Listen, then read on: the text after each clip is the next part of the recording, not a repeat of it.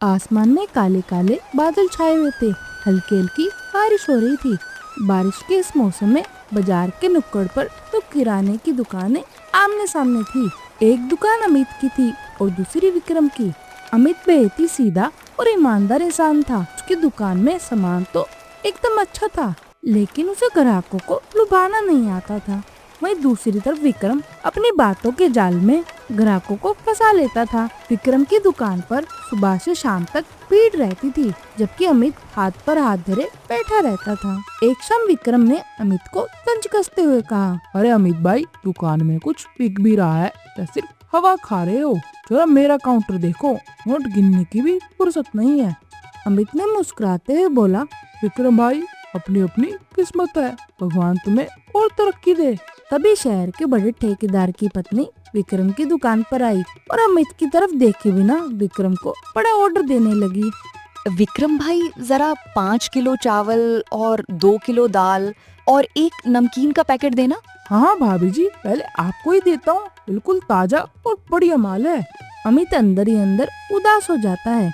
घर चलाने की चिंता उसे खाए जा रही थी। आज फिर से दुकान में कुछ नहीं बिका। अब तो दुकान में राशन भी खत्म होने वाला है और मेरे पास इतने पैसे भी नहीं बचे कि मैं नया सामान दुकान में भर सकूं। हे भगवान, अब तो आप ही कोई रास्ता दिखाओ मुझे। शाम को जब वह भारी मन से घर लौटा, उसकी पत्नी कविता ने उसका उतरा हुआ चेहरा देखा और कहने लगी, क्या हुआ जी, आपका चेहरा इतना उतरा हुआ क्यों है? दुकान पर सब ठीक तो है ना? क्या ही ठीक होगा कविता, आज पूरे दिन से एक भी ग्राहक नहीं आया। उधर विक्रम की दुकान पर तो पैर रखने की भी जगह नहीं थी, लेकिन मेरी दुकान पर तो सन्नाटा आया हुआ था। कोई बात नहीं जी, आप हिम्मत मत हारिए, भगवान पर भरोसा रखिए। भगवान कोई ना कोई रास्ता जरूर दिखाएंगे। मैं आपके लिए गर्मा गर्म खाना बना कर लाती हूँ। अमित खिड़की के पास खड़ा हो गया और बाहर होती बारिश को देखने लगा। बाहर से पकोड़ों की खुशबू आ रही थी। उसने सोचा कविता और अपने लिए थोड़े से पकोड़े बना ले और वो रसोई में चला गया। अमित के हाथ में एक जादुई हुनर था। ये जब भी रसोई में कदम रखता, मसालों की महक से पूरा मोहल्ला महक उठता। अपने मन को ठीक करने के लिए अमित ने पकोड़े बनाना शुरू कर दिया। थोड़ी देर बाद पूरे घर में पकोड़ों की खुशबू हो गई। पकोड़ों की खुशबू से कविता रसोई में आ गई। आपके हाथ के बने हुए खाने का तो कोई मुकाबला ही नहीं है। आपके खाने के आगे तो बड़े बड़े हलवाई भी कुछ नहीं है। अरे स्वाद के लिए तो ठीक है, लेकिन पेट भरने के लिए दुकान का चलना ज्यादा जरूरी है ना। इससे घर का खर्चा तो नहीं चल पाएगा ना। आप बुरा ना माने तो मैं एक बात कहूँ? बताओ कविता, तुम्हारे मन में क्या बात है? हमारी दुकान में चाउमीन के कई पैकेट ऐसे ही रखे हैं जो बिक नहीं रहे हैं। इस बारिश के मौसम में लोग गर्मा गर्म और तीखा खाना पसंद करते हैं। क्यों ना आप दुकान के बाहर एक छोटा सा चाउमीन का स्टॉल लगा लें? अमित हिचकिचाते हुए बोला, अरे कविता, मैं किराना बेचने वाला इंसान हूँ, पहले चाउमीन का ठेला कैसे लगाऊंगा और लोग क्या कहेंगे? जब लोग आपके बने हुए खाने का स्वाद चख लेंगे तो कोई कुछ भी नहीं कह पाएगा। लेकिन कविता, गांव में लोग चाउमीन खाएंगे भला? आजकल के बच्चे ये सब चीज बहुत शौक से खाते हैं और आपके हाथ का जादू तो है ही। एक बार कोशिश करके देखते हैं, नहीं तो हमारी किराने की दुकान तो है ही। लेकिन कविता के समझाने पर वह मान गया।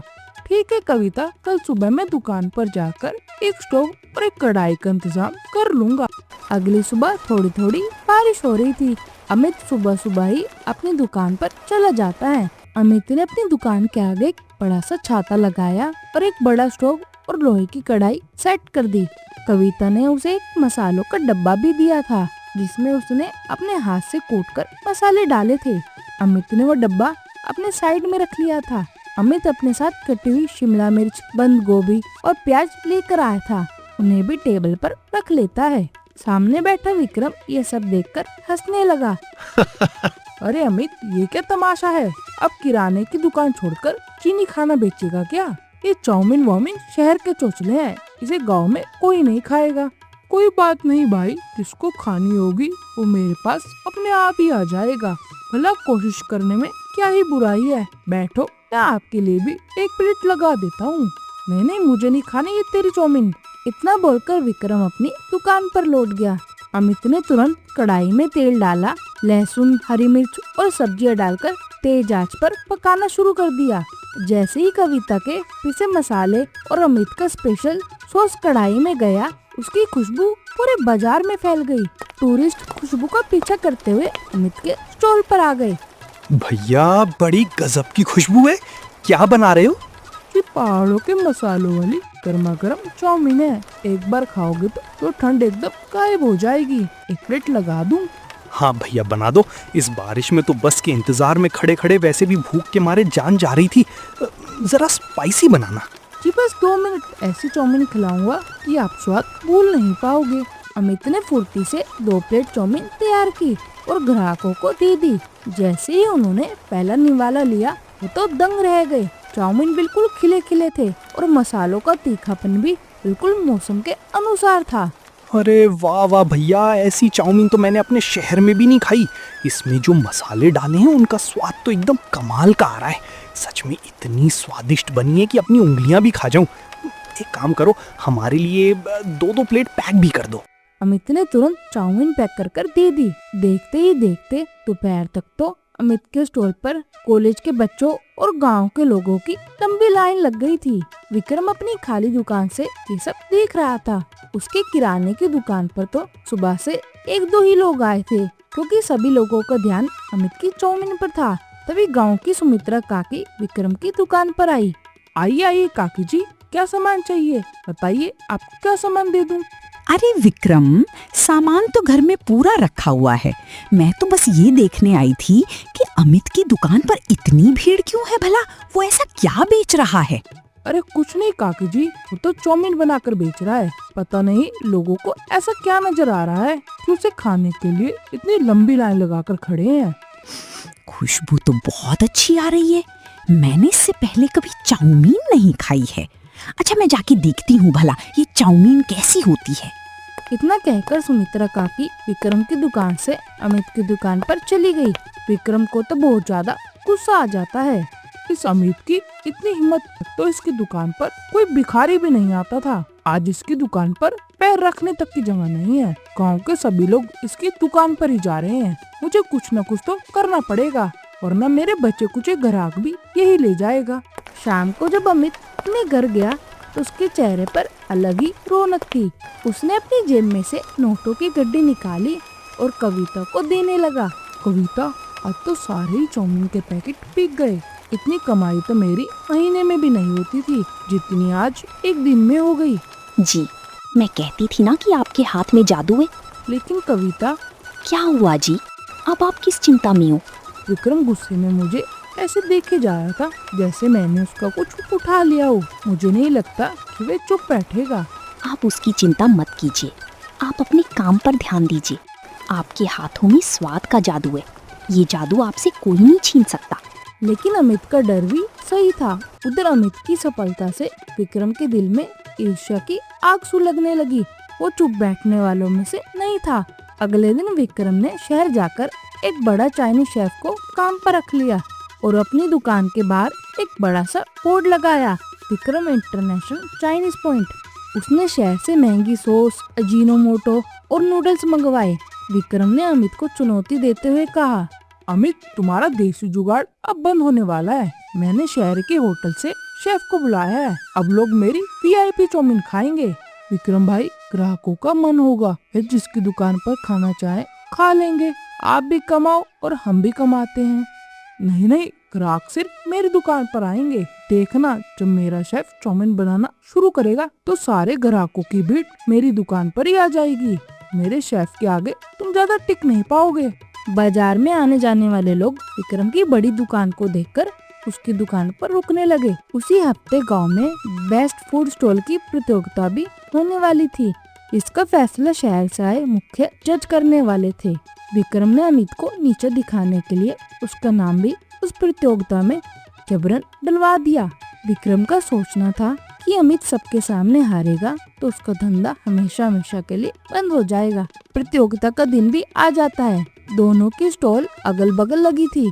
विक्रम के शेफ ने महंगी सॉस और फैंसी बर्तनों के साथ सर्व किया। जज विक्रम के स्टॉल पर गए। चाउमीन देखने में तो बहुत खूबसूरत थी, लेकिन जैसे ही जज ने उसे चखा, उन्हें वह स्वाद कुछ अच्छा नहीं लगा, क्योंकि उसमें बहुत ज्यादा सॉस और अजीनोमोटो के कारण अजीब सा कड़वापन था। उसके बाद जज अमित के स्टॉल पर गए तो अमित ने पूरी सादगी से बिना किसी दिखावे के ताजी सब्जियां और अपनी पत्नी के हाथ के कुटे हुए मसालों से तैयार की हुई देसी चाउमीन परोसी। नूडल्स का टेक्सचर और मसालों का संतुलन इतना सही था कि जज ने कहा, अद्भुत, इसे कहते हैं हुनर। इस स्वाद में इस मिट्टी की खुशबू है। अमित को प्रतियोगिता का विजेता घोषित किया गया। प्रतियोगिता हारने के बाद विक्रम पूरी तरह से टूट गया और दुकान के अंदर मुंह छिपाकर बैठ गया। तभी सुमित्रा काकी अमित की दुकान पर चाउमीन खाने आई। उन्होंने विक्रम की दुकान की हालत देखी और चिंता में बोली, अरे अमित, तेरी चाउमीन ने तो कमाल कर दिया, पर जरा सामने विक्रम को तो देख, अपना स्टॉल बंद कर दिया उसने। सुना है उसका काफी नुकसान भी हुआ है, अब वो किसी से बात भी नहीं कर रहा है। हाँ काकी जी, मैं देख रहा हूँ विक्रम भाई ने जोश जोश में आकर अपना बहुत भारी नुकसान कर लिया है। मुझे तो बिल्कुल भी अच्छा नहीं लग रहा कि मेरी वजह से उनका काम ठप हो गया है। इसमें तुम्हारी कोई गलती नहीं अमित, खाने का धंधा तो स्वाद से चलता है। तुमने ईमानदारी से मेहनत करी और तुम्हारे हाथ में स्वाद भी था, लेकिन उसने जलन के मारे तुम्हारे जैसा काम शुरू कर लिया, लेकिन उसके हाथ में स्वाद नहीं था, तो इसलिए उसका नुकसान तो होना ही था। सुमित्रा काकी के जाने के बाद अमित को जब पता चला कि विक्रम बहुत दुखी है और उसने 2 दिन से खाना नहीं खाया है तो उससे रहा नहीं गया। अमित ने एक प्लेट में गर्मा गर्म स्पेशल चाउमीन निकाली और विक्रम की दुकान के अंदर चला गया। यहाँ क्यों आए हो अमित? मेरी बर्बादी का जश्न मनाने आए हो क्या? मुझे तुम्हारी कोई हमदर्दी नहीं चाहिए। अमित ने थाली सामने रखते हुए कहा, विक्रम, हम बचपन के दोस्त हैं। धंधा अपनी जगह है और दोस्ती अपनी जगह। तुम सुबह से भूखे हो, पहले ये खाओ। अमित ने विक्रम को देखा। उसके चेहरे पर कोई घमंड नहीं था, वह तो एक दोस्त की चिंता से उसके पास आया था। विक्रम ने भारी मन से एक निवाला मुंह में रखा। चाउमीन के स्वाद में उसे अमित की सादगी और उसके प्रति सच्ची चिंता महसूस हुई। विक्रम की आंखों से आंसू बहने लगे। मुझे माफ कर दो अमित, मैं जलन में अंधा हो गया था। मैंने तुम्हें नीचे दिखाने की कोशिश की, लेकिन तुम्हारे हाथ के हुनर और तुम्हारे साफ दिल का कोई मुकाबला नहीं है। अरे विक्रम भाई, पुरानी बातों को छोड़ दो, तुम मेरे सबसे अच्छे दोस्त हो। मुकाबला तो अपने दोस्तों में होता ही रहता है। मुझे आज समझ में आ गया कि दुकान सिर्फ पैसों और बड़ी दुकान से नहीं चलती। तुम्हारे हाथ का स्वाद तो पैसों से भी नहीं खरीद पाया। विक्रम भाई, तुम व्यापार को बहुत अच्छे से समझते हो। तुम्हारी मार्केटिंग और हिसाब किताब का तरीका मुझसे कहीं बेहतर है। मैं तो सिर्फ खाना बनाना जानता हूँ, लेकिन इसे बड़ा बिजनेस कैसे बनाना है ये तो तुम ही जानते हो। क्यों ना हम दोनों मिलकर काम करें। विक्रम ने अमित की तरफ देखा। उसे तो यकीन ही नहीं हो रहा था कि जिस इंसान को वो बर्बाद करने की कोशिश कर रहा था वही उसका सहारा बन रहा है। विक्रम की सारी ईर्ष्या और जलन हमेशा हमेशा के लिए खत्म हो चुकी थी।